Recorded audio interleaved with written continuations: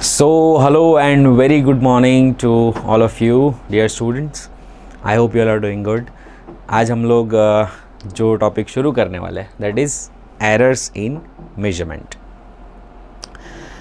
Guys, one of the very important topic of chapter number 1 that is units and dimension and बहुत सारे अच्छे अच्छे questions इस topic के प्रीवियस ईयर क्वेश्चंस में भी पूछे जाते हैं. So let's first understand what exactly this error means. ये एरर हम कभी कहते हैं ना गलती हमारे नॉर्मल रूटीन में हम कहते हैं एरर को, है ना. लेकिन यहाँ पर फिज़िक्स में उसका मतलब ये होता है, एरर का मतलब ये होता है कि अगर आप कुछ मेजरमेंट कर रहे हो तो जो एक्चुअल वैल्यू है किसी भी मेजरमेंट की, उस एक्चुअल वैल्यू जो से तुम्हारी जो मेजर्ड वैल्यू है वो कितनी दूर है. अब वो जो दूरी है उसी को एरर कहते हैं. जैसे for example actual value 60 kg है लेकिन आपने मेजर किया 59.5 kg. सो जो 500 ग्राम की जो है दैट इज़ एन एरर. मतलब आपकी मेजर्ड वैल्यू जो है वो एक्चुअल वैल्यू से कितना दूर है. That's what we called an error in physics, right. तो students who have not subscribed our both channels yet, Phoenix Institute and Mukesh Dadwani's Phoenix, subscribe it right now for unlimited updates and lectures. So guys, error को हम लोग दो part में divide कर सकते हैं. सबसे पहले इसको समझते हैं, इसको डिफाइन कर लेते हैं. What exactly is error define in physics. So error को हम कुछ इस तरह से डिफाइन करते हैं फिजिक्स में guys. We can say that error is nothing but it is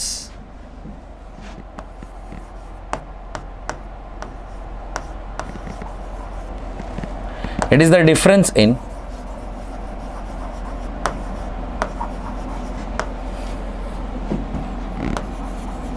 measured value,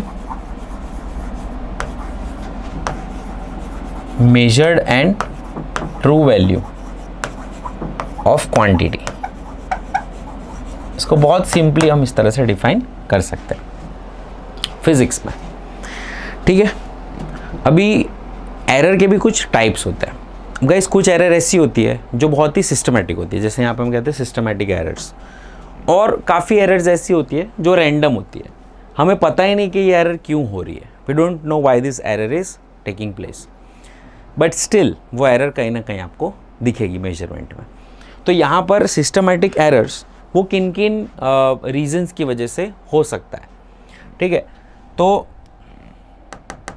अगर आपके पास मेजरिंग इंस्ट्रूमेंट प्रॉपर नहीं है तो उसको हम लोग कहते हैं इंस्ट्रूमेंटल एरर. तो वो भी एक तरह की सिस्टमैटिक एरर है. तो मैं आपको एक एग्जांपल से समझाना चाहूँगा. और पहले हम लोग इनको लिख लेते हैं कि कौन कौन सी एरर्स हम लोग देखने वाले हैं. तो पहला है गाइस इंस्ट्रूमेंटल एरर.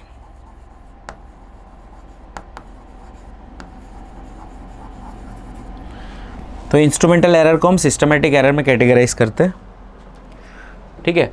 दूसरी जो एरर आती है वो एक आती है इम्परफेक्शन इन मेजरिंग टेक्निक. अगर आप कुछ मेजरिंग टेक्निक एडॉप्ट कर रहे हो और वो आपकी एकदम परफेक्ट नहीं है, तो मैं आपको इसका भी एग्जांपल बताऊंगा पिक्चर फॉर्म में, ठीक है. सारे एग्जांपल हम पिक्चर फॉर्म में एक एक करके देखेंगे. तो यहाँ पर हम लिखेंगे इम्परफेक्शन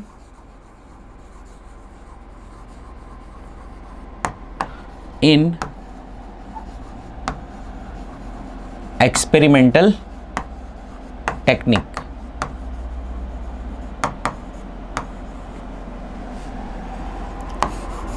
नेक्स्ट है गाइस पर्सनल एरर. आप कुछ गलती कर रहे हो तो आपकी गलती की वजह से भी एरर आ सकती है. रैंडम एरर जो है ये इसकी कोई कैटेगरी नहीं है, वो एक अकेली एरर है रैंडम एरर, राइट. वो बहुत सारे फैक्टर्स की वजह से हो सकती है. एटमॉस्फेरिक इफेक्ट हो सकती है, प्रेशर, टेम्परेचर, वाइब्रेशंस, किसी भी वजह से ये error can takes place, right. तो due to unknown reasons, this happens due to unknown reasons. Okay guys, तो अभी एक एक करके हम सारी एरर्स को हम लोग देखेंगे. तो यहाँ पे आप एक पिक्चर देख सकते हो, ये एक स्केल है, ठीक है. अब इंस्ट्रूमेंटल एरर्स के अंदर ये स्केल आप देख रहे हो, इसके सारे जो रीडिंग्स है वो घिसे हुए आप देख सकते हैं यहाँ पे, ठीक है। अगर टूटी फूटा इंस्ट्रूमेंट है, इंस्ट्रूमेंट में मज़ा नहीं है। जैसे कोई वेट स्केल है, तो वेट स्केल के अंदर आप देख सकते हो कि पहले से ही आप खड़े भी नहीं हुए उसके पहले कुछ रीडिंग दिखा रहा है। तो ये यहाँ पर दिक्कत किसके अंदर है, प्रॉब्लम किसके अंदर है, इंस्ट्रूमेंट में प्रॉब्लम है ना। तो if measuring instrument is not properly calibrated, इसका रीज़न है if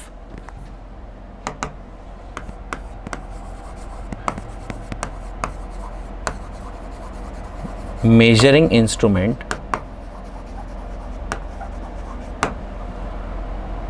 has some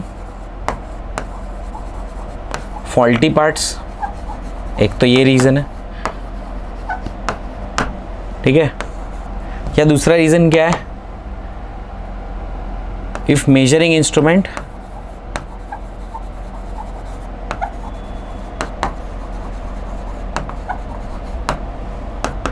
is not calibrated properly,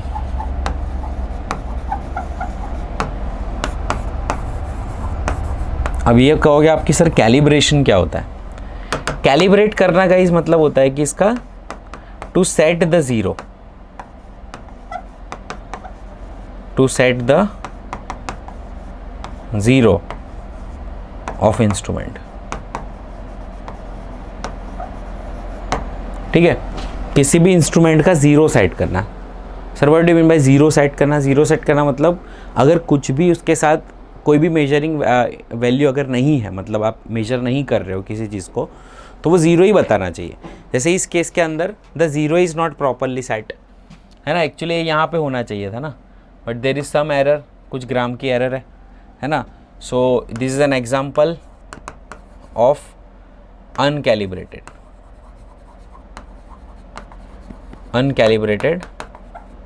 instrument, है ना। सपोज अगर कोई इंस्ट्रूमेंट है, suppose the initial reading of any instrument is 2 kg, मतलब आपने कुछ भी नहीं रखा है तो भी वो 2 kg मेजर कर रहा है ना। तो यहाँ पे उसके अंदर हमेशा 2 kg की पॉजिटिव एरर होगी। एरर दो टाइप की हो सकती है, पॉजिटिव भी हो सकती है, नेगेटिव भी हो सकती है। ऐसा भी हो सकता है कोई एमीटर, वोल्टमीटर वगैरह है या गैल्वेनोमीटर है, तो उसका जो सेंटर पे होना चाहिए लेकिन वो नेगेटिव पे है, तो उसको नेगेटिव एरर कहते हैं। तो नेगेटिव भी हो सकती है, पॉजिटिव भी हो सकती है, ठीक है। तो यहाँ पे गाइस आप देख सकते हो कि अगर इनिशियल रीडिंग आपकी 2 kg है और पर्सन का वेट जो है,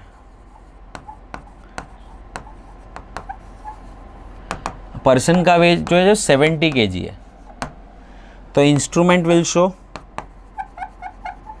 इंस्ट्रूमेंट की रीडिंग क्या होगी गाइस, इंस्ट्रूमेंट की रीडिंग होगी +2 kg, मतलब 72 kg। अब ये जो मेजर्ड वैल्यू है और ओरिजिनल वैल्यू है, उनके बीच का जो डिफरेंस है वो कितना आया, तो गाइस डिफरेंस आ रहा है तुम्हारा 2 kg का, है ना। तो देखो यहाँ पर अगर मैंने इंस्ट्रूमेंट को चेंज कर दिया, अगर इंस्ट्रूमेंट की वो 2 kg वाली एरर को हटा दिया, तो अब मैं जितने भी मेजरमेंट करूँगा वो बहुत ही परफेक्ट होंगे, बहुत ही प्रॉपर होंगे। यस और नो? क्यों? इसे सिस्टमेटिक एरर इसी रीज़न से कहा जाता है कि ये इतनी सिस्टमेटिक है कि अगर आपने एक रीडिंग को सुधार लिया तो सारे रीडिंग सुधर जाएंगे, ठीक है। इसी वजह से इसको हम क्या नाम देते हैं, that's why it is called systematic error. बराबर, सिस्टमैटिक एरर, इसका रीज़न यही है because it is very systematic. If one error gets changed, all the readings, all the further future readings will be changed। ठीक है guys, okay. चलिए next हम लोग देखते हैं इम्परफेक्शन इन एक्सपेरिमेंटल टेक्निक्स। जैसे यहाँ पर ये बच्चे के जो बॉडी का टेम्परेचर है वो हमें नॉर्मली कहा जाता है कि भाई body temperature, internal body temperature measure करना है आपको, तो वो जो थर्मोमीटर का आगे का पार्ट है वो बहुत ही प्रॉपर वे में आपके मुंह के अंदर हम लोग डाल के उसको कांटेक्ट में रखते हैं। लेकिन यहाँ पे इस केस के अंदर थर्मोमीटर उसके आर्मपिट में रखा हुआ है, तो मे भी हो सकता है थर्मोमीटर प्रॉपर कांटेक्ट में ना हो, थर्मोमीटर को अच्छे से कांटेक्ट ना मिले तो वो तो रीडिंग प्रॉपर नहीं दिखाएगा। तो यहाँ पर गड़बड़ किस चीज़ में है? इंस्ट्रूमेंट भी सही है, ठीक है, पर्सन भी सही है, लेकिन उसकी टेक्निक गलत है, ठीक है। So if the procedure, standard procedure for experiment is not followed, तब भी एरर आ सकती है। If standard procedure of experiment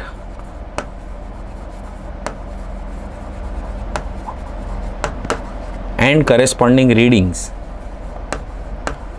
or corresponding observations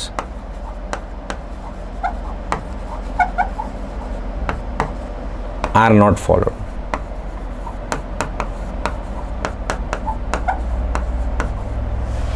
Due to improper technique, ऐसा भी कह सकते हैं, then this type of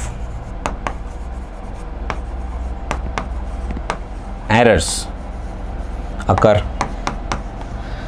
तो बेटा ऐसी एरर अकर कब कर सकती है? जब आपने कोई स्टैंडर्ड प्रोसीजर फॉलो नहीं किया, ठीक है, कि आपको रीडिंग कैसे लेने को कहा था, आप कैसे ले रहे हो, सो इसके अंदर रिजल्ट एरनियस हो सकता है, ठीक है। जैसे ये एक रॉड है, उसका मेजरमेंट आप लोग ये वाली जो एकदम जो टेलर टेप आती है, वो टेलर टेप से आप लोग कर रहे हो, तो यहाँ पे टेलर टेप का एक तो स्केल नहीं है, वो तो एकदम फॉर्म स्ट्रेट नहीं होगी।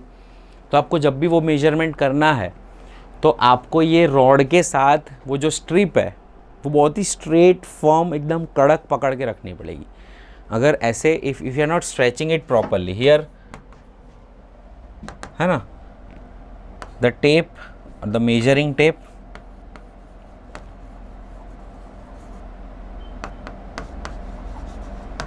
slacks, that means there will be inaccurate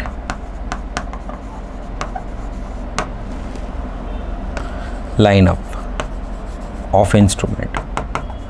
अब इंस्ट्रूमेंट का लाइनअप प्रॉपर नहीं है, ये कैसा होना चाहिए? Actually it must be tight and straight. तो कौन सी कैटेगरी की एरर हुई है? क्या इंस्ट्रूमेंट खराब है? नहीं, है ना। इसको दोनों में कैटेगराइज कर सकते हैं। एक तो रीडिंग लेने वाला भी बेवकूफ़ है ना, उसको भी नहीं पता, और दूसरा कि उसकी प्रोसीजर भी सही नहीं है। मतलब इसको हम पर्सनल एरर में भी ले सकते हैं और इसको हम ले सकते हैं इम्परफेक्शन इन एक्सपेरिमेंटल टेक्निक में भी ले सकते हैं, ठीक है गाइस। तो यहाँ पर जो थर्ड एरर हम लोग आज डिस्कस करने जा रहे हैं next, that is a personal error. So personal error is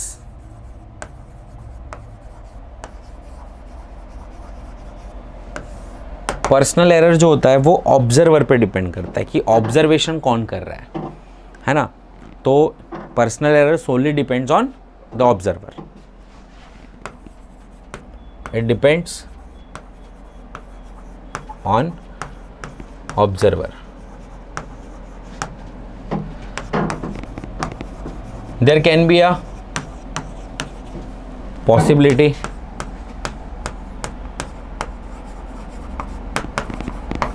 of taking wrong observations,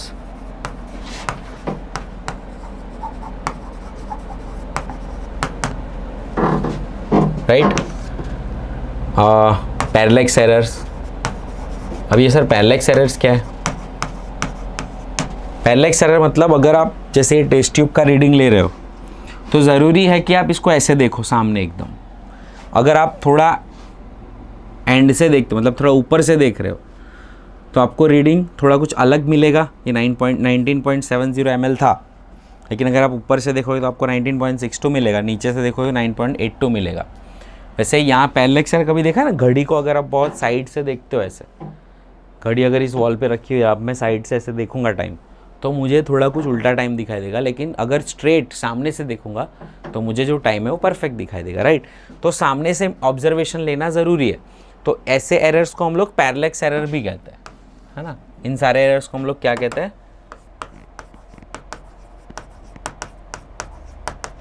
parallax error.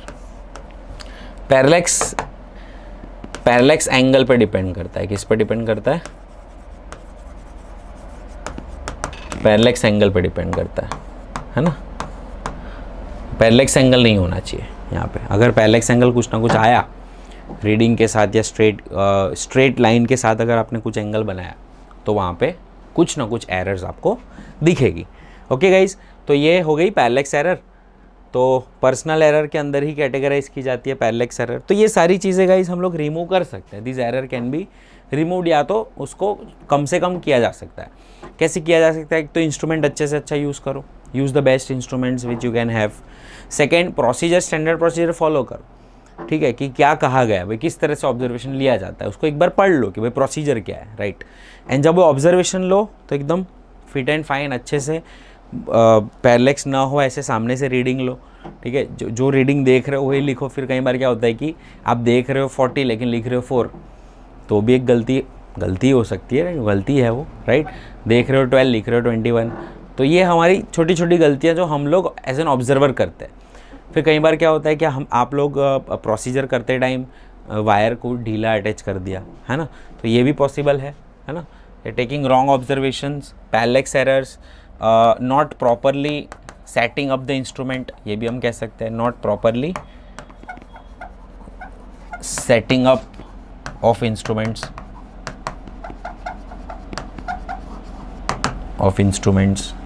है ना। तो डीले वायर रख दिया आपने तो वहाँ भी कुछ ना कुछ इश्यू आएगा। मतलब वो जो डिवाइस कनेक्ट होना था वो एक्सपेरिमेंट के साथ कनेक्ट ही नहीं हो रहा है, तो कनेक्ट ही नहीं हो रहा है तो आपको प्रॉपर वे में ऑब्जर्वेशंस देगा ही नहीं, राइट गाइस। तो this is also the type of errors which we face. Next है guys random errors. Random errors, name itself suggest it's very random, ठीक है। it actually depends on the atmospheric conditions. It depends almost on anything. Generally atmospheric conditions like temperature,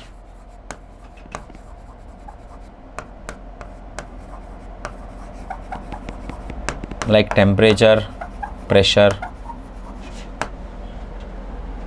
है ना, vibrations,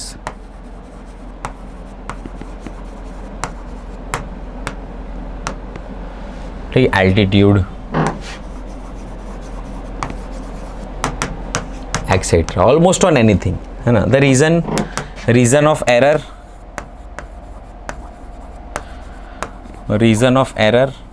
is usually unknown. हमें पता ही नहीं होता है कि एरर किस वजह से हो रही है. इसी वजह से इसे हम क्या कहते हैं गाइस, रैंडम एरर. ठीक है. सिस्टमैटिक एरर्स को कम किया जा सकता है, सिस्टमैटिक एरर्स को रिमूव किया जा सकता है. एक बार डिटेक्ट हो गई आराम से रिमूव कर सकते हो.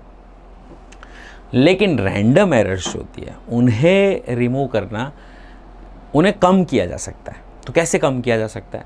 तो हम लोग क्या कर सकते हैं कि एक प्रोसीजर होती है कैलकुलेशन की, जिसमें हम लोग average, absolute, fractional and percentage error decide करते हैं ज़्यादा से ज़्यादा ऑब्जर्वेशंस लेकर. मतलब आपको बहुत सारे ऑब्जर्वेशंस लेने होते हैं, फिर एक एवरेज निकल के आता है. हर बार अलग अलग एरर आ रही होती है, हर बार अलग अलग रीडिंग्स आ रहे होते हैं, लेकिन वो ट्रू वैल्यू के आसपास ही होते हैं.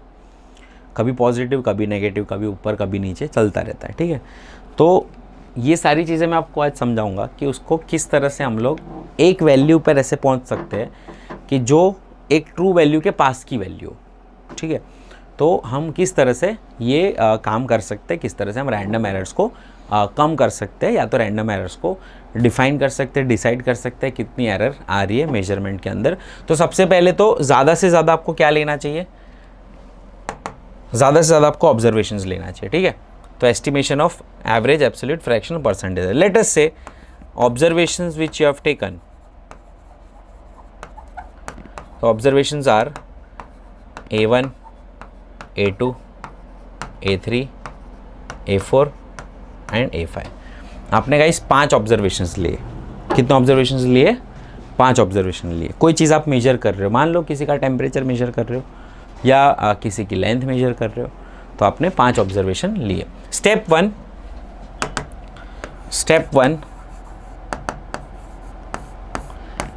फाइंड आउट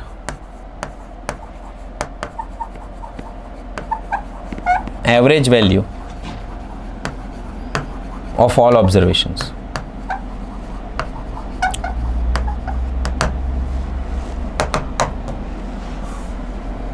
तो सबसे पहले हम लोग क्या करेंगे, एवरेज निकालेंगे A bar which is equals to A1 plus A2 plus A3 plus A4 plus A5 divided by 5। ठीक है, इसको मैं ए बार कहूँगा, इसको मैं एवरेज वैल्यू कहूँगा। क्या कहूँगा? Average value. कहीं step two find out absolute errors. अब ये एब्सोल्यूट एरर्स क्या है? एब्सोल्यूट एरर्स गाइज है कि हर एक वैल्यू जो है वो इस एवरेज वैल्यू से कितनी दूर है। मतलब अगर A1 है तो ए बार में से A1 को माइनस करो, लेकिन ध्यान रहे ये जो आपको मिलेगा डेल्टा A1, इसको आपको पॉजिटिव में ही लिखना है। कई बार क्या होगा कि आपकी कोई एक एवरेज वैल्यू है, उससे आपका A1 ऊपर भी हो सकता है, नीचे भी हो सकता है। तो A1 में से अगर आप माइनस करते हो छोटी वैल्यू तो कोई इश्यू ही नहीं है, पॉजिटिव नंबर आएगा। लेकिन बड़ी वैल्यू को माइनस करोगे तो नेगेटिव आंसर आएगा, है ना। फॉर एग्जांपल आपके पास बहुत सारी वैल्यूज़ आ रही है, 10, 20, 30, ऐसे कुछ वैल्यूज़ आ रही है। 10, 20, 30 वैल्यू है, मान लो इसका एवरेज आपने निकाला, तो 30 प्लस 20 प्लस 10 60, 60 डिवाइडेड बाई आप करोगे 3, 60 डिवाइड बाई 3 करने से आपको मिला 20। तो 20 के तो पहली रीडिंग थी 10, सेकेंड थी 20 और थर्ड वाली थी 30। इसका एवरेज निकाला, हमें मिला 20। तो 20 के ऊपर है 10, मतलब पहले 10 आता है, फिर 20 आता है, फिर 30 आता है। तो 20 माइनस 10 करोगे तो आपको मिलेगा क्या? 10। लेकिन 20 माइनस 30 करोगे तो मिलेगा -10। तो इस केस के अंदर कभी भी एवरेज एब्सोल्यूट एरर्स के अंदर एब्सोल्यूट एरर्स को कभी भी नेगेटिव मत लेना, ठीक है। इनको कैसा लेना है आपको? ऑलवेज पॉजिटिव लेना है। तो कैसा लेना है? Always positive. याद रहे, इनको कैलकुलेशन में हमेशा पॉजिटिव लेना। इसीलिए यहाँ पे गाइस मैंने मॉड लगा दिया है ना, ये मॉड्यूलस आप देख रहे हो, इसका रीज़न यही है। अब ए बार माइनस A1 करोगे तो गाइस आपको क्या मिलने वाला है? सॉरी, A2 करोगे तो आपको मिलेगा डेल्टा A2। आप जब ए बार माइनस A3 करोगे तो आपको मिलेगा डेल्टा A3। आप जब ए बार माइनस A4 करोगे तो आपको मिलेगा डेल्टा A4। और फाइनली ए बार माइनस A5 करोगे तो आपको मिलेगा डेल्टा A5। तो ये सारी एरर्स की, मतलब सारे रीडिंग्स की एक एब्सोल्यूट एरर्स आपको मिल गई कि इसकी एब्सोल्यूट, ये एवरेज से ये कितना दूर है, एवरेज से कितना दूर है, ये कितना दूर है, ये कितना दूर है और ये कितना दूर है। अब सारी एब्सोल्यूट एरर्स का हम लोग एवरेज निकालेंगे। Step 3। So step 3 is to find out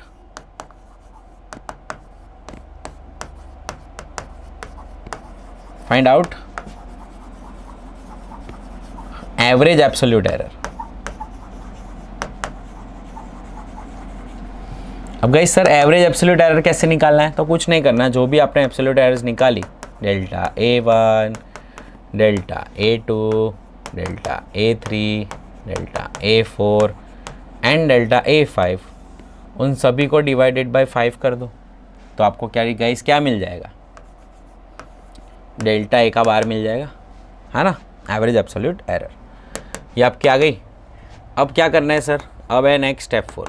step 4 ये मैं हमेशा लिखवाता हूँ कि आप रीडिंग को इस फॉर्म में लेकर आ जाओ कि ए बार प्लस और माइनस डेल्टा ए बार, जिसमें आपकी ये जो है वो क्या है? एवरेज वैल्यू, और ये आपका हो गया एवरेज एब्सोल्यूट एरर। इस फॉर्म के अंदर सारे रीडिंग्स को लेकर आओ। उसके बाद आता है गाइस स्टेप 5। स्टेप 5 में हम लोग फाइंड करने वाले हैं रिलेटिव एरर। अब सर ये रिलेटिव एरर क्या है? तो relative error is nothing but ratio of average absolute error to the average value of the reading. तो अब नेक्स्ट हम क्या फाइंड करने वाले हैं गाइस? हम लोग फाइंड करने वाले रिलेटिव एरर। तो सर ये रिलेटिव एरर क्या है? सो relative error is nothing but it's the ratio of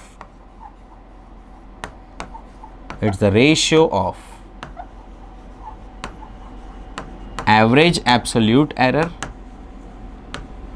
It's the ratio of average absolute error and average value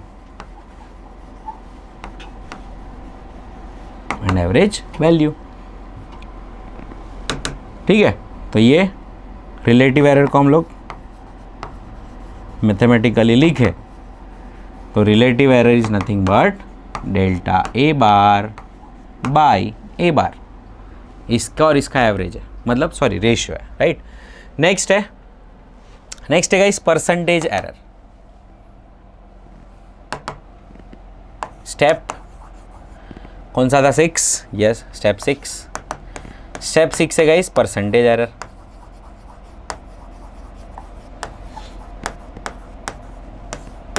percentage error is nothing but average absolute error, relative error multiplied by 100।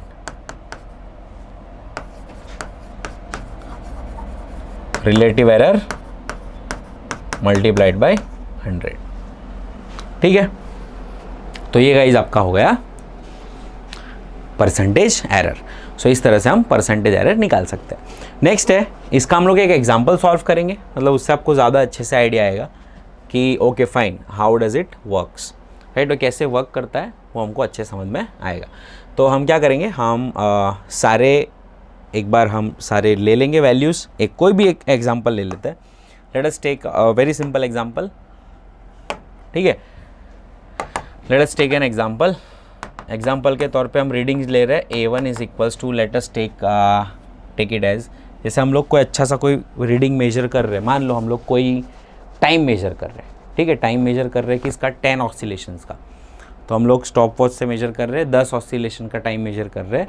तो हर एक oscillation 1 second का था, तो 10 oscillation ऐसे 10 second के होने ही चाहिए थे। लेकिन आपको कुछ जो रीडिंग्स मिल रही है वो कुछ ऐसे मिल रही है, A1 की मिल रही है 10.5,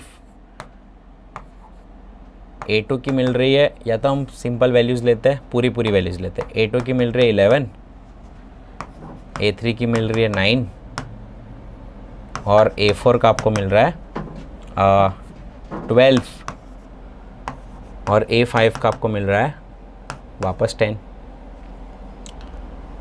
तो अब हमारी ये 5 रीडिंग आई, हर बार अलग अलग रीडिंग मिल रही थी। तो अब हमें ये जो रैंडम एरर्स की वजह से हो रहा था, कोई भी एरर कहीं भी आ रही थी और ये सब चीज़ें रैंडम एरर की वजह से हुई। हमने 5 बार रीडिंग ली और हमारी जो 5 रीडिंग थी वो पाँचों रीडिंग्स अलग अलग आई। तो स्टेप 1 पहले तो क्या फाइंड करेंगे? स्टेप 1 हम फाइंड करेंगे average value.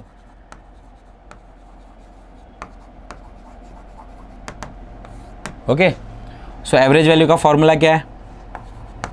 A1 plus A2 plus A3 plus A4 plus A5 by 5, so that is equals to 10 plus 11 plus 9 plus 12 plus 10 by 5। अब इसको हम कैलकुलेट करेंगे। 11 plus 9 is 20, 20 plus 10 30, 30 plus 10 40, 40 plus 12 it is 52. So it is 52 divided by 5 which is nothing but 10.4, है ना। तो आपकी reading आ गई guys कितनी? 10.4। तो मान लो 10.4 ये आपकी एवरेज वैल्यू हो गई, तो इसको मैंने कह दिया A बार। क्लियर? तो आपकी एवरेज वैल्यू यहाँ पे आ जाती है, दैट इज A बार। उसके बाद स्टेप 2 क्या था? स्टेप 2 में हमें फाइंड करना है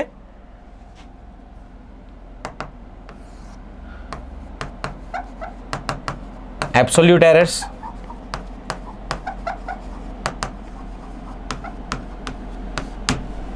चलिए एब्सोल्यूट एरर्स फाइंड करेंगे। तो delta A1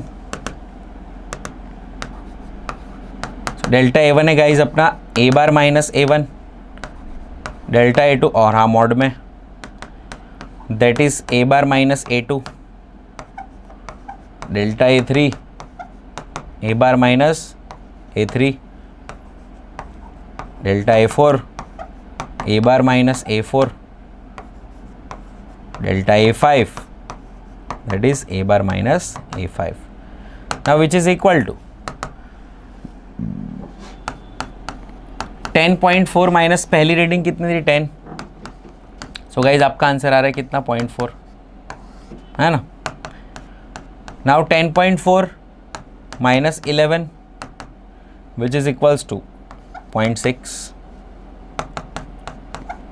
10.4 minus 9 which is equals to 1.4. 10.4 minus 12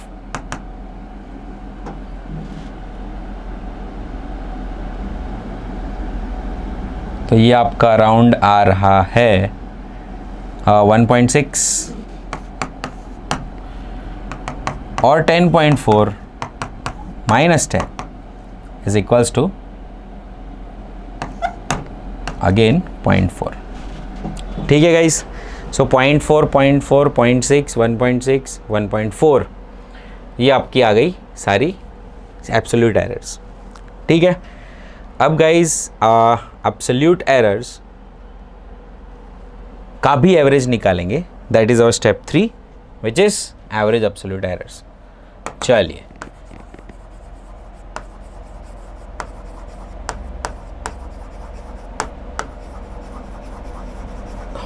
so average absolute error निकालेंगे. एवरेज एब्सोल्यूट एरर कितनी बनेगी हमारी 0.4 प्लस 0.6 प्लस 1.4 मतलब उसका फॉर्मूला क्या था delta A bar which is equals to delta A1 plus delta A2 plus delta A3 plus delta A4 plus delta A5 divided by 5. So that is equal to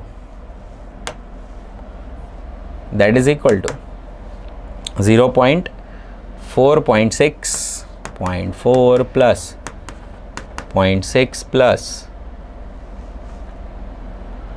1.4 plus 1.6 plus again 0.4 divided by 5. ठीक है. तो guys इसका हम करेंगे तो 1.6 plus 1.4 ये आपका आ जाएगा 3 एंड 0.6 प्लस 0.4 इज अगेन 1 तो हो गया 4 एंड आपका ये हो जाएगा अराउंड 4.4 डिवाइडेड बाय 5. ठीक है. सो अगर हम इसकी पॉइंट में वैल्यू निकाल ले 4.4 divided by 5 let's use our calci 4.4 divided by 5 so that comes out to be 0.88. so यहाँ पर आपका आंसर आ रहा है that is 0.88 सेकेंड. ठीक है. ये आपका क्या हो गया delta A bar. Now guys next is absolute error के बाद हम लोग नेक्स्ट यूज करने वाले हैं relative error. So what exactly is relative error. तो it's nothing but the ratio of, पहले तो हम उसको उस फॉर्म में लिख ले जिसका फॉर्म में मैंने आपको कहा था, उसके बाद रिलेटिव एरर की बात करेंगे. एरर की एवरेज वैल्यू और एरर की एवरेज वैल्यू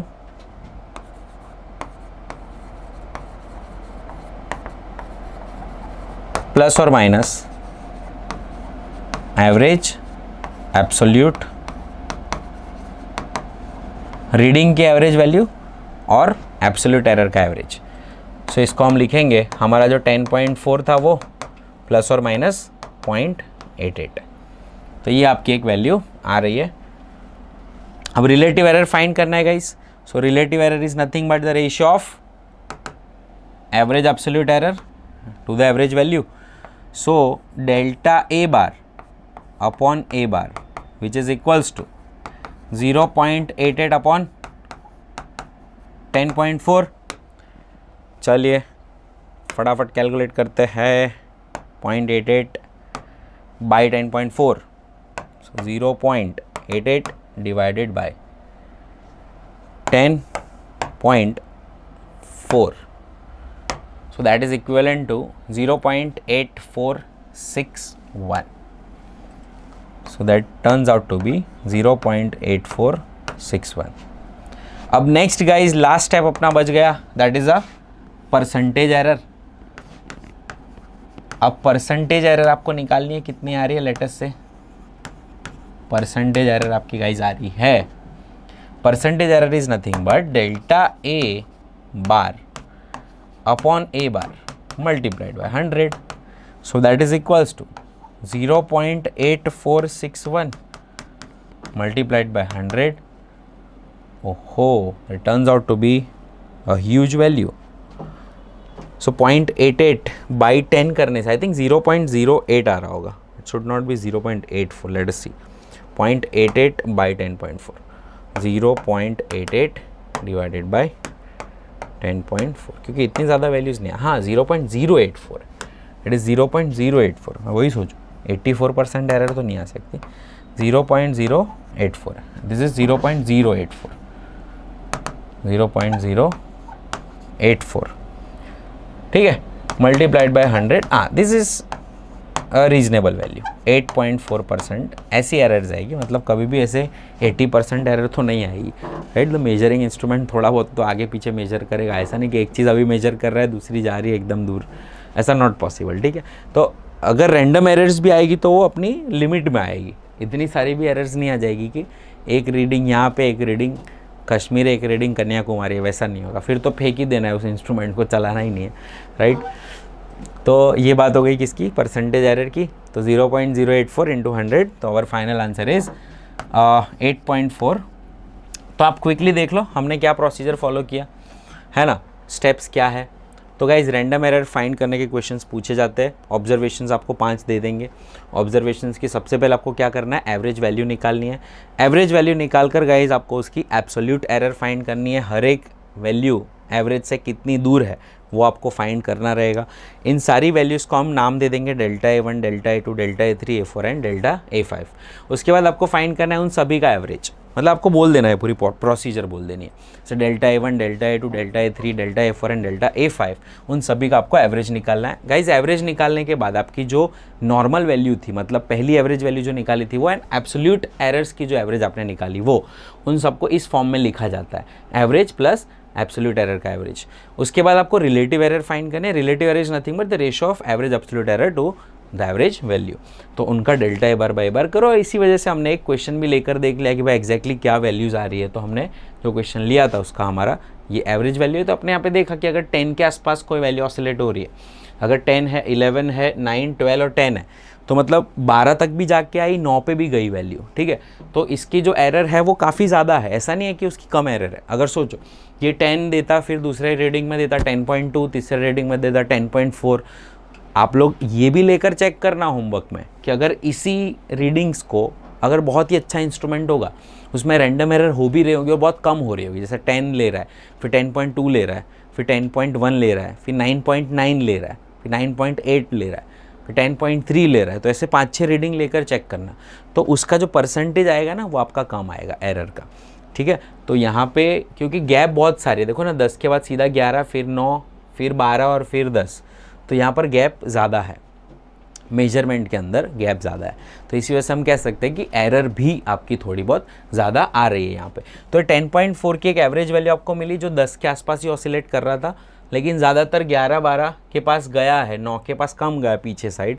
तो आपकी जो एवरेज वैल्यू बन रही है वो 10 से थोड़ी ज़्यादा बढ़ रही है. तो आप ये सारी चीज़ों को भी एनालाइज करके भी देख सकते हो कि हाँ सही से वैल्यू आ रही है. एब्सोल्यूट एरर्स हमने सारी निकाली. उसके बाद थर्ड प्रोसीजर फॉलो किया एवरेज एब्सोल्यूट एरर का. उसके बाद हम लोग ने रिलेटिव वैल्यू निकाली एंड फाइनली हमें मिलती है परसेंटेज एरर की वैल्यू. तो परसेंटेज एरर जनरली हमें आइडिया देता है कि कितना परसेंट 100 में से कितना परसेंट का हमारी रीडिंग के अंदर एरर आ रहा है. तो गाइज रीडिंग्स के अंदर हमेशा माना जाता है कि इंस्ट्रूमेंट बहुत प्रॉपर यूज़ करना चाहिए आपको, और अगर फिर भी एरर्स आ रही है, तो ये एक प्रोसीजर फॉलो करके हम सारी एरर्स को एटलीस्ट एस्टिमेट कर सकते हैं कि मेरे रीडिंग में कितनी एरर आती है। एरर गाइस कभी भी नेगेटिव नहीं लेना है, याद रखना ये। और मैं उसमें आपको सिग्निफिकेंट फिगर्स जब हम यूज़ करेंगे या तो इसके न्यूमेरिकल्स हम जब सॉल्व करेंगे, क्योंकि नेक्स्ट टॉपिक जो भी हमारा होने वाला है प्रॉबेबली